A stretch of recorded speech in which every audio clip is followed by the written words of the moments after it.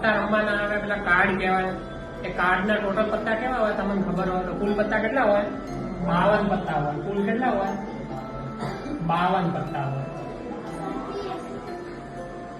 હવે એ 52 હોય 4 પ્રકારના પત્તા હોય. 4 પ્રકારના એટલે એક કાળીનું પત્તું હોય, એક લાલનું પત્તું હોય, એક ચોકટ હોય અને ચોથું ફુલ્લીનું પત્તું હોય.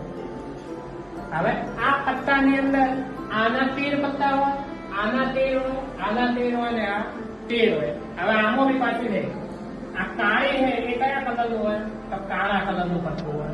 આ લાલ એટલે લાલ કલરનું જ પત્તું હોય.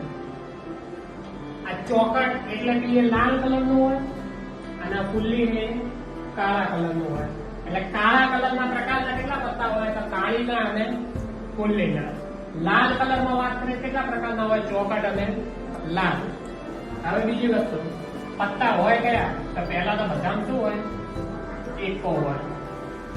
આ બધામાં કોમન વસ્તુ છે અને આમાં બી એકો. બીજું એકો પછી બીજું શું આવે?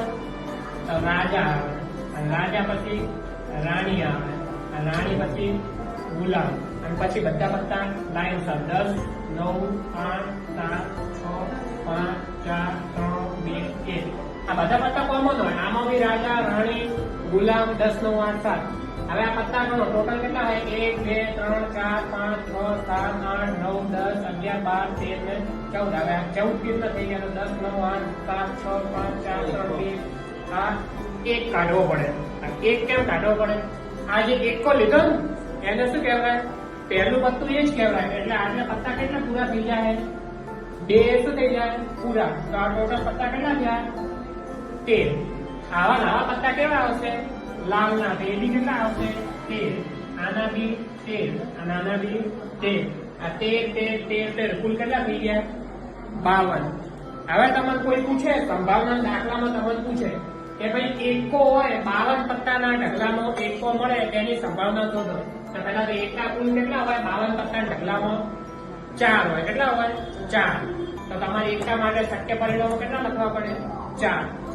હવે આના અંદર તમે દાખલામાં ખાસ વસ્તુ જોવાની કે તમને કાળીનું પત્તું કીધું છે કે કાળા કલરનું કીધું છે. ખાલી કાળીનું કે તો તમારે કેટલા પત્તા હોય? 8. પણ તમારે એમ કે કાળા રંગનું હોય તો કાળા રંગના પત્તા કેટલા થઈ જાય? આ 13 અને આ 13 છે તો કેટલા થઈ જાય? 26. હવે તમને એમ કીધું કાળા રંગના એકા મળે એની સંભાવના તો કાળા રંગના એકા કેટલા હોય? એક ઓનો હોય ને એક ઓનો હોય. હવે એકા કેટલા થઈ ગયા? 2 થઈ ગયા. હવે તમારે ચોપડામાં લખી દો. જેવું આવું લખે છે એવું ને એવું અહીંયા લખી દો.